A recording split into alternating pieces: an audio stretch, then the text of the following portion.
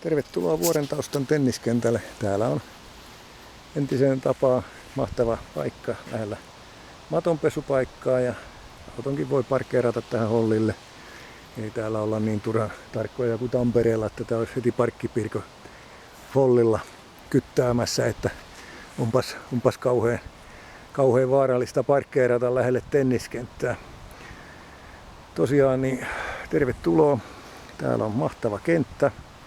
Tampere voisi ottaa mallia Ylöjärvestä ja järjestää tämmöisiä pieniä tenniskenttiä kuntalaisille, missä voi kokoontua järjestäen perhetennistä, senioritennistä, nuorisotennistä, tennistä lapsilla ihan miten vaan.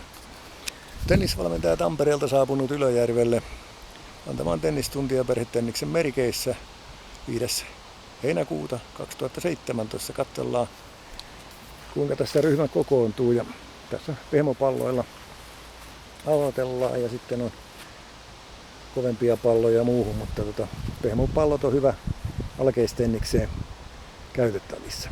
Ei muuta kuin oikein aurinkoista päivää. Tässä on sadetta piisannutkin tää kesäkuu 2017. Jospa heinäkuussa päästään vähän sateettomammille päiville.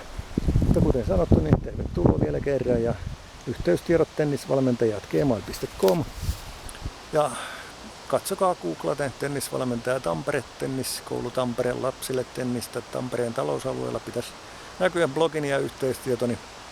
Eli se on moro.